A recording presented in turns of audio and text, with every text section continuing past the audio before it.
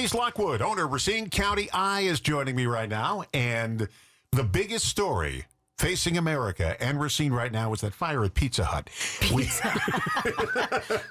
You know, my husband would say, yes, pizza is important. Well, it's not that. I don't understand something with this. Now, I know you just came back from Florida. All right. Like By the way, she came into the building like she was just getting off the beach at a cabana. Because I did. She had that cabana look about her when she came in. They had a fire while you were gone at Pizza. It just happened the other day. You tell me the news, Don. All right, so tell me the news. They had a fire at Pizza Hut on Washington Avenue, the one right over here by Ohio and Washington. Right. And I can show you a picture of the fire engines there. They had the hook and ladders. They had firemen on the roof and everything. And what I heard was the fire came through the roof. Yet I just showed you a photograph yesterday somebody took. I must have been with a drone. And there's no damage. It doesn't look like any damage to the roof. Not like fire. They said there was like $50,000 or $100,000 worth of damage. There's a lot of damage. Now, obviously, it's on the inside. So I just want to know, what's the truth? What are they hiding from us? What is it they don't want us to? Now, I happened to drive past there just about a couple of hours before the fire broke out. Doesn't make me a suspect. But I have a friend who works for Domino's, and he's been working there for years at Domino's, decades. And I said, they did find an old Domino's jacket at the scene. So if I were you, I'd lawyer up right away. No, they didn't find it. Anyway, so I was curious about that because I just saw the picture this morning, and I said, wow. And that's a very good question of which I do not know the answer to. Well, we're going to get the Racine County Eye on this one. We can definitely ask some questions. So if my staff is listening, this is your job this morning. Find out what happened at Pizza Hut. Like literally, yeah. So I went to Florida. Ma and Pa Lockwood, they celebrated their 60th wedding anniversary. Mazel tov. Okay. I know. So that was fun.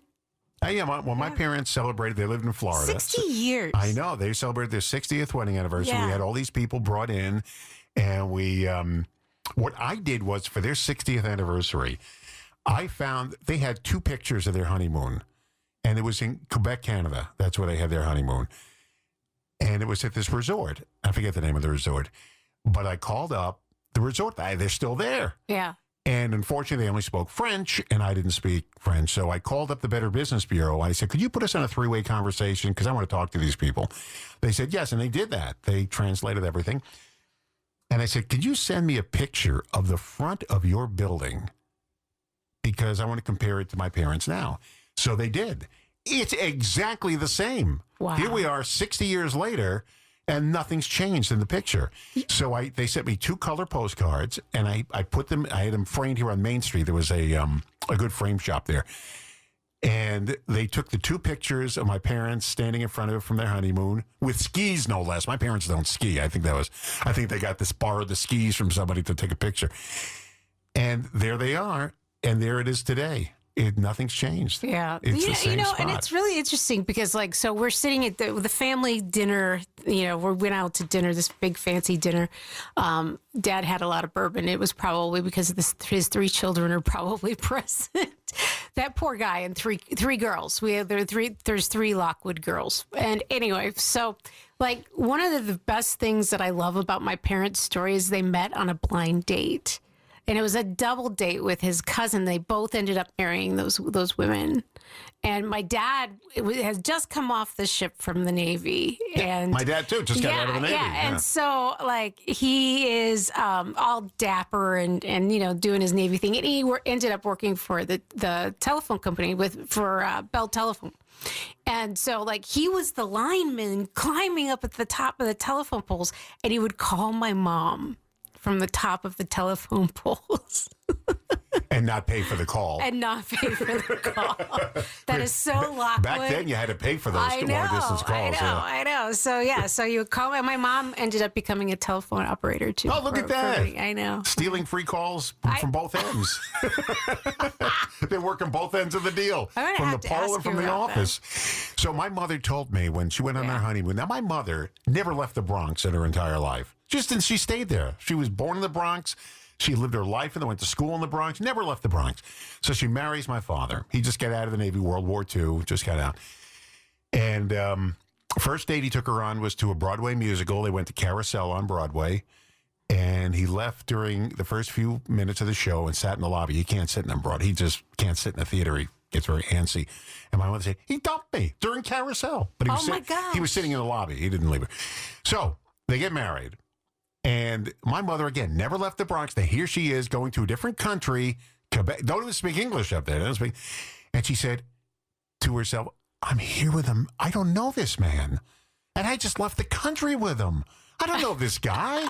How long do I know him? I married him, but I don't know him that well. And here I am in a foreign country with this guy who I don't know. How long were they married? 67 years. Wow. And on her deathbed, she said, I never really knew this guy. No. Oh, no. No. They were married 67 years. Yeah. And, but she was terrified the whole honeymoon. She said, I don't know. I just left the country with this guy. I just know him for a short time. There's also, like, one of the things that I'm going to talk about this for just about a minute, and then we'll switch to the news because I know that's not what we're here for. But we're here for anything I say we're here for. one of my most favorite Mom Pa Lockwood stories is, like, these are people who grew up in Cleveland, Ohio, and they decided they were going to be farm people. And, like, the juxtaposition of that is all that your mind lets it be. It was literally like Green Acres without the humor. Green Acres. No humor on Lockwood land. It was just like a lot of raw trying to figure it all out.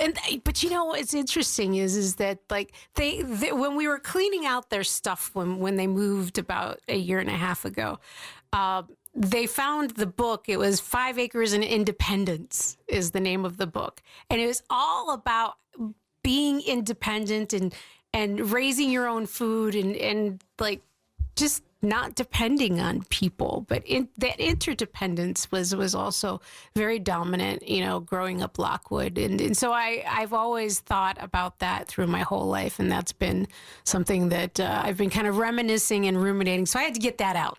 I had to get that So all I do is picture your father with a pitchfork and his wife standing like that. What's that? American Gothic. Remember that picture? Yes. The photograph yes. with the guy with the pitchfork with the farm wife next. That's what I picture.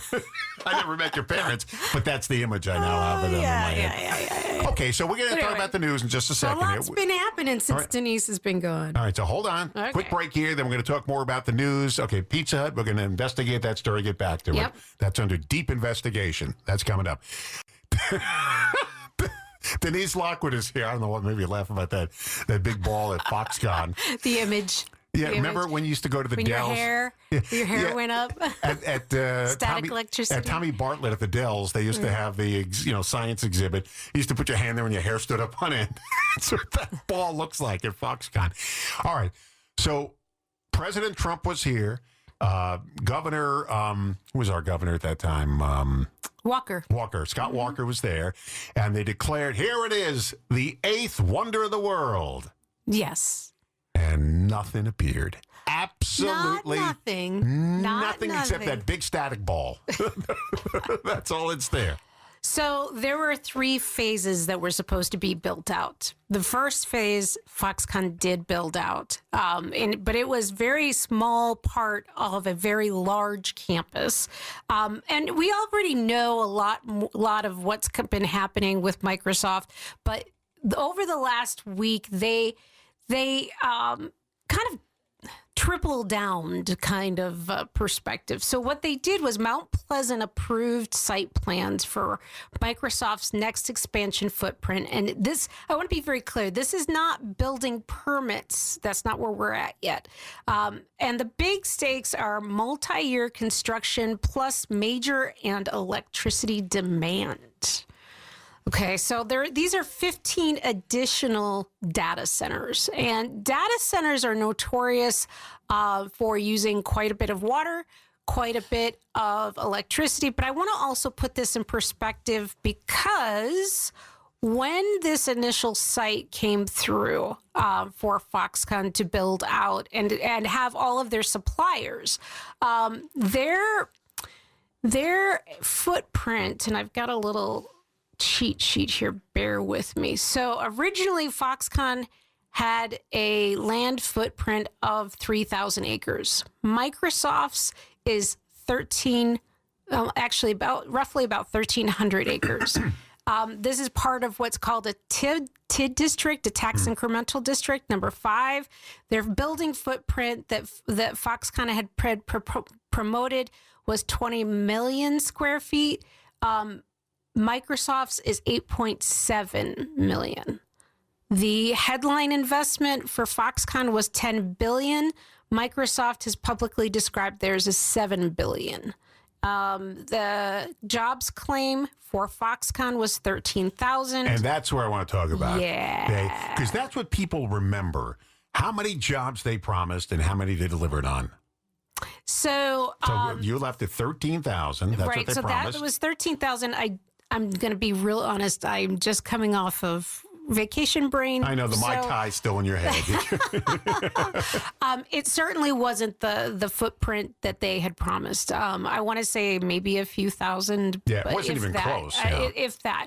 But what happened is I'm one of those weirdos in the room that actually reads the developers' agreements and the agreements that they have for these tax incremental finance districts, primarily because that's where things get gummed up.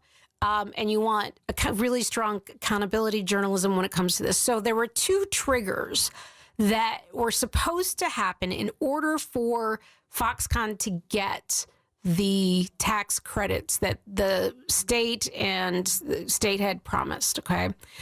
Those 2 things didn't pan out. So they were supposed to improve the land by the amount they said. And they were also supposed to get the jobs numbers that they had promised. Neither of those 2 triggers were met. They ended up becoming taxpayers. That's the net of what happened. Okay.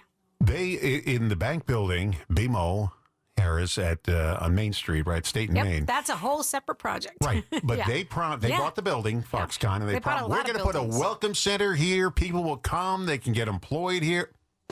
The room is right there on the main level, still empty with dust.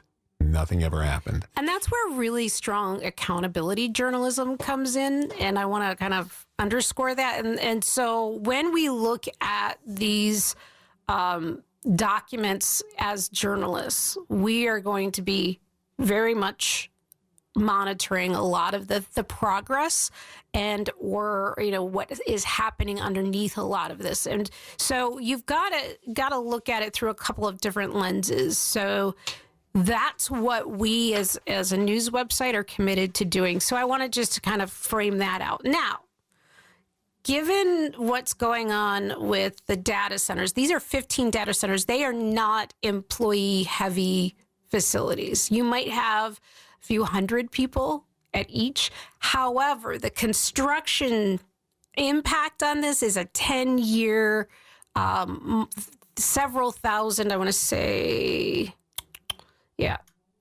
it's a lot. It's basically the first phase has the potential. Hold on. I lost my place. 2,300 union construction jobs. So I want to make sure that I'm filling this picture out for people as to what is happening, what are the promises. But I also want to make sure that we're clear. This is at what we would call the conceptual phase of the project. So building permits for these new data centers, these 15, have not been at that juncture yet. What happened with Foxconn? Everyone was excited. It was like, oh, look what's coming. We're going to be reborn in Racine. We've got Sturtevant. We've got Mount Pleasant. We've got Foxconn coming and jobs for everybody. What happened? Because it was a bust. So there's a couple of different things that happened at the same time. You had Scott Walker lost the election. You also had Governor Evers come in wanting to renegotiate the contract. You also had at the same time, though, they were signaling the Foxconn is a company that is foreign owned, and most of what they do is electronics contract manufacturing. Okay. So what's happening is they had a lot of contracts with Apple and a lot of different other electronics companies. The market in China tanked like hard. And so that had a ripple effect on the contracts that they were able to get to justify the build. And so they had to really pivot hard with regards to what they were making. And so they were working on quite a few. They ended up, COVID hit as well. And so COVID 2020 hit, and it was their market disruptions, supply chain issues. It was a very bumpy ride. Sound like Betty Davis from All About Eve. Buckle up. It's going to be a bumpy night. Truth. And that's what happened, and they ended up making face masks and all sorts of great. things, right? Nobody got employed with that. Okay, so now we've got Microsoft coming in. We'll talk after the break about this. They're also making, look at the promises they're making. Look what they're going to be. I don't know. And Microsoft is an American company, so they're not a foreign-owned company. We'll see what happens with them. But you got a story with them, Microsoft? I do. Greg Bach brought some cannolis in, and I lost 31 pounds, and I called him an enabler because he had hey, Greg, come here. What happened to those cannolis? I want to know. Now, I did check yesterday morning. The cannolis were gone. They're in the fridge. Oh, they're in the fridge. So they're still around? Yeah, they're still in the fridge, and they're from Tenuda's. They're handmade. I know they're delicious. How do you go wrong with Tenuda's? Yeah, strawberry and chocolate. You know what, though? If I have one, I'm going to want two. Okay, Don, I'll make you a deal. You and I can split one. No, I can't. Not even half? No, I don't. It just... Okay, and then I respect your journey on what you're trying to do, and I will ask you and tell you and demand you no more. They'll just go to waste and get thrown away. No, That's on you. Oh, thanks. Now I got a guilt trip on top of this whole thing. My wife bought for me for my birthday last year. She bought like 12 boxes of my favorite Girl Scout cookies, and she didn't bring them in. She left them at work, and once a month she'd bring one in. So she brought two in because she left the job she was at. There were two left. Haven't touched them. They're in there, and I see them in the freezer. But I don't want to. 31 pounds. I'm not going to go back to that. Then I respect that. I'm just having fun at this point. I'm not expecting you to eat any, and you don't have to if you don't want to. If you like to take one home to your wife, you can. She's in the same boat. She lost a lot of weight. Then let's forget this ever even happened. Peace has been made. Just to be my friend. Yes, of course I'll be your friend, and I'm proud of you too. So I was changing something on the emails here because it was under my name or something. So I put it under a generic thing, and only you and I have our emails on there now. All the rest of the people have to start all over. Too bad. Oh. It was under my account. Everybody's opening emails under my account. How could they do that? They'd be opening your emails. No. It was under my Chrome profile. Oh. And I don't want that. Are you going to submit this to WBA for consideration?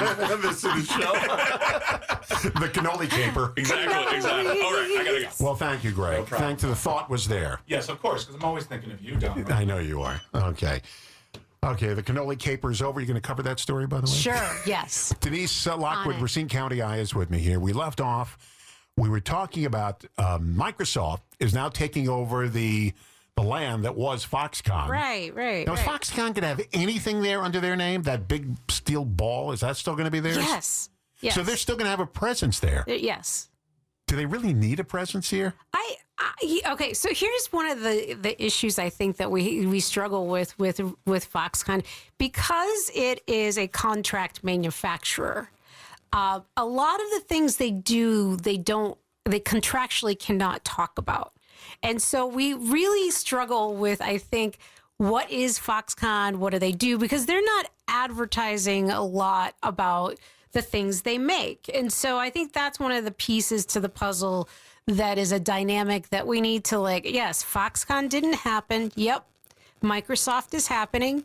Yes. So what's Microsoft is promising how many jobs, So, and this round numbers. It's a couple of hundred per data center is what it boils down to. Now, what is a data center? So a data center is like servers, right? So you've got a room full of It's the infrastructure, the hard infrastructure that computers run on. My sister is going to yell at me because I'm not explaining this correctly, because I'm not an IT guru. But it's the physical hardware that actually the electricity, the storage, the data flows through. I'm hoping I'm giving that credence. Do not call in and tell me I'm wrong, because I probably am. But it's the physical hardware that the electricity flows through, so that when we push the chat GPTs and all of the things that we use for the internet, it has to flow somewhere, right? So that's where it goes. I have no idea what you're talking about. And you know what? Before we got on the air, we talked about something that I'm not going to do either, because it's like out of my realm. It's very simple, but you know what I'm talking about. Well, we talked about with the thing I wanted to do with my bank accounts and stuff. Yes, I'm not going to deal with this. You know, all I need to know is when I turn on my phone, turn on the computer, it works. That's all I want to know. Yeah. And that's what Microsoft is going to make sure it happens. It's going to work, and it's going to get better at what it does. I got news for you. When I go into Google now and I ask a question, I get the AI thing. Right. I find it amazing how they can look up this information so fast. That's why, because they have more data centers. But, you know, right? It used to be when you typed in a topic into Google, you got all these things. You had to go click on this to re-click. No more. AI gives you the answer right there. Right. And I find it amazing. But where does that answer come from? It comes from Mount Pleasant. Okay, so, well, and so like this is going to change our economy quite a bit. Okay, this is a highly disruptive economic driver for this region. So I want to kind of frame this out because I think it's really important. Is that you also have the AI economy as well that is really taking root in southeastern Wisconsin, or actually Wisconsin in general. So you've got the Kenosha Innovation Technology Center. Mm-hmm. That is a big driver of innovation around AI applications. You also have Gateway is also working on how do we understand and manage these processes around IT. And then you've got UW Milwaukee and you've got Titletown Tech, which these are, think of it like electricity. When electricity was born, we needed all of the infrastructure, right? You needed telephone poles and people like my dad to climb up the ladder of the telephone pole and hang the wire. I make free phone calls, yeah. Yep. To my mom, of which I'm really grateful that happened. But you needed that infrastructure to happen first. That's what's happening with AI with data centers. So it's not a nebulous thing that's occurring here. This is also generating a lot of influence around manufacturing and around things like marketing and customer service and how we do business. So we need to zoom out, I think, a little bit just with understanding actually what's happening in the region. So, and people like me, when I go into Google and the AI thing comes up and explains every detail of the answer of my question, it's because of these data centers. And journalism. Let's put that right there. Okay, and journalism. Like, yes, yeah. because and this is having a very, very big impact specifically on like more national journalism, because when you go to AI, you don't go to a news website to produce that content. Mm-hmm. And also it kind of divorces that authorship and that authority from that product that you're I'm talking about a question like when I asked Barbara Ruick, I interviewed the lead singer from Toto, and his mother is Barbara Ruick, and I said, what musicals has she been in? AI popped up and said, here's a list of Barbara Ruick's musicals. Right. She was but there's probably a website. Yeah. Oh, there was a website they got it from. Yeah, they had to get it from a website, obviously, because it combs the internet. It does it faster than I can do it. But if I want to know what's going on, I don't say, what's going on? I go to your website, Racine County Eye, and I look at what the news stories are. So a lot of data is being threaded through AI. And yeah, they search the internet. Correct. Yeah, but it does it so fast. It is shocking. Denise Lockwood, Racine County Eye, is my guest this morning. 287G. What does that even mean? Sounds like a secret formula. So it has to do with a program through the Department of Health Services, and its focus is where local law enforcement agencies can sign a formal agreement with ICE and designate personnel who, after training and authorization, can perform specific immigration enforcement functions in a correctional setting under ICE oversight. And one of the things that happened in January, a few weeks ago, Kenosha County, they used to house ICE detainees years ago, and they ended up not canceling that contract for a little while.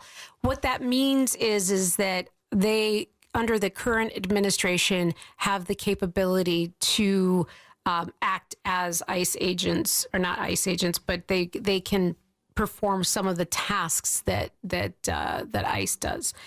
So basically, what Kenosha County did, and this is why this is important, Racine County does not subscribe to the 287G program at this time. Sheriff Schmeling did not sign on to that. He is not going for re-election. There are two candidates, to my knowledge. Henry Perez is one of them. Henry Perez and then Carrie Madrigal. If my understanding is correctly, I think they both mentioned that they would sign on to 287G. And so those are some of the things that we're going to be following quite a bit during the elections. So that election doesn't happen until the fall. But I want to just kind of bring that up a little bit. And here's one of the things that's happening is that the question is around how we enforce things. And one of the things that is currently happening at the national level is that Trump is really taking a lot of issue with sanctuary cities. Kenosha, Racine are not sanctuary cities.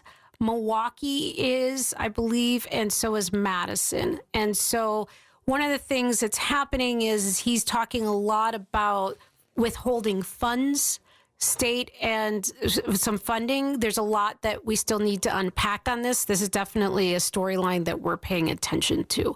So those are some of the things that I wanted to kind of bring up because I think people are very interested in making sure, really understanding what's happening in. So 287G, local municipalities do their own ICE is basically what it comes down to. But that doesn't keep the federal ICE agents out, does it? So basically what it is this is a program that operates day to day, and what the functions, so it allows the local staff to carry out how detainees will be identified inside the jail and how the county will handle the release decisions. So if courts restrict detainer-based holds, okay? And so you have to understand legally what a detainer is. So if you come over to the United States undocumented and don't, there's a big process that has to be gone through to register in the United States and go through a what's called an administrative law process to start the process of becoming a citizen or as somebody who's refugee status. There's a lot of moving parts. I'm still, quite frankly, trying to understand it myself. Well, I don't understand. And, I only know what I see, and I don't know the whole issue, but I see some of the ICE agents, and they're just pulling American citizens, dragging them out of their cars, and they're American citizens. They were born here, and they're still and that shouldn't be the function of ICE to drag American citizens out of their cars, should it? Well, and I think there's a lot of big questions that we need to kind of settle in on. So one of the things that I was kind of paying attention to, even though I was in Florida, I was paying attention to. The whole world vanishes when you're sitting on the beach with a Mai Tai. No, no, Lair would not say that. And so basically, one of the things that you have to understand is that when people are here illegally, that is considered an administrative violation, and that is akin to a municipal type of citation. It is not, even that process is not handled in criminal court. Okay. So a judge has to sign a warrant to enter your home and things along that line and have probable cause. All of what we're seeing in Minneapolis, even in North Carolina and a lot of the other LA, raises a lot of big red flags from a constitutional standpoint of probable cause, lawful detentions. There's just a lot to unpack. And I'm a little older than you. A lot just older. a little. Yeah.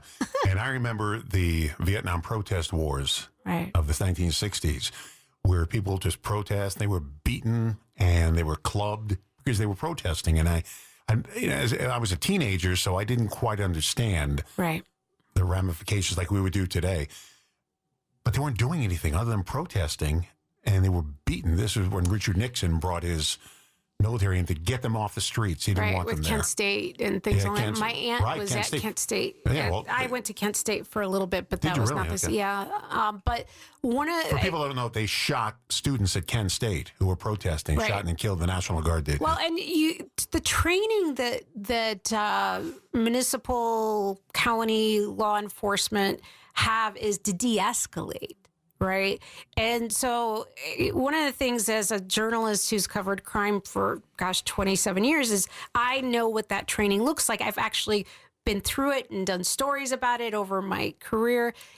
We are not in Kansas anymore on this whole process of what's happening with ICE. And it is, I think, very disturbing to watch. It is, whenever we see a lot of those videos, there's a beginning and a middle and an end. And so we also need to be mindful of that piece of it too, not to say or take away from what happened, but when we see those videos, we need to shift into question and get that highest and best information. Yeah. And so those are some of the things that as a journalist makes me kind of like, okay, we're going to start working on helping understand these pieces because you've got to pull it apart and make sense of it. Want to hear my Vietnam protest? Absolutely. When I was in college, I was in college in 1972, and this is the height of the Vietnam War. People were protesting all over. And the college campus said, we're doing a big protest at Pepsi-Cola. We need protesters. And I said, well, I'm kind of busy. We'll give you free lunch. Okay. So, that's how they snagged you. That's how they got me, a free lunch. So they got me a lunch, and they said, you'll be here at, 4 o'clock. We're going over Pepsi. I had no idea why we were protesting Pepsi-Cola. They said, well, they're supporting the war effort. I said, I didn't care. I was 18 years old. I got a free lunch. And we went over there, and to show you how the protest worked, we were picketing, and the police showed up with one of those little scooter wagons they have. Yeah. And they said, doing a shift change at 5. Come on, you guys promised 5 o'clock you'd be done. Put your signs in the wagon. I'll bring them back to the campus for you. Don't leave them here. And that was it. We all went home. But I had no idea why I was protesting. And I don't know if a lot of people know why they're protesting. I don't know. Let's talk about this before we run out of time here. School, college, readiness. Yes. So speaking about my college. Yes. So Racine Unified issued a report around how they're doing with people of color and getting them ready for college. And the report basically said, we're not doing so great. In fact, we're not doing a good job at all. And I think one of the things that this opens the door to is also the conversation of college readiness is kind of the middle of the problem, okay? But we also have how we need to adjust how we're treating people and being fair. And so you've had this big disruption with funding around diversity, equity, and inclusion. That is a very distinct problem. And especially in Racine, we were named the second worst place in the country for Black people to live. And that takes into consideration from Black infant mortality to high school graduation rates to test scores.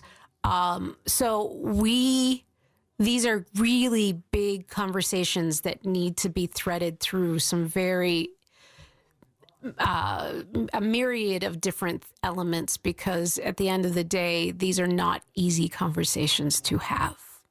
Okay.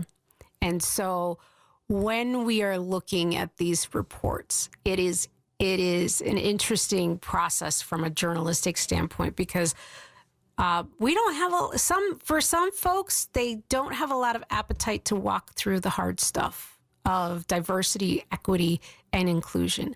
And that's an interesting choice to me because the data is so profound when you look at how are we doing as a community and the failings of workforce and healthcare access and things like childhood lead poisoning. The data is so, we can't ignore this. We just can't afford to. Is that a depressing job you have? Some days, some days it is. It's a lot, but also I take a step back and I think about the value of the work that we're doing. You know, not everybody's going to agree with things, but it's not my job to make people agree. It's my job to make sure, keep showing up and doing the next right story that is solutions-based, that helps the conversations become the dinner table that we come together around. We've been a local radio station for 99 years. They're coming up to 100 years. This year will be in December, 100 years. Yeah. We are so lucky to have Racine County Eye as a news partner. I don't think we've ever had a news partner before. Really? I've been here 27 years. I don't remember any. Well, I'm so blessed then. We're the blessed ones. I'm so grateful. But, you know, as Stuart says, take a deep dive by going into Racine County Eye. I love that. Give the website. RacineCountyEye.com. Now that's EYE. Correct. Racine, you got to spell out the word county, right? Correct. RacineCountyEye.com. All the news is there. I go through it all the time. Thank you. Denise Lockwood, owner, Racine County Eye, RacineCountyEye.com. Well, it's always a pleasure having you. I always have a good time. It's supposed to be a half hour. An hour just flew by. I know. Yeah. All right. You didn't bring back any of your warm weather from Florida. I didn't.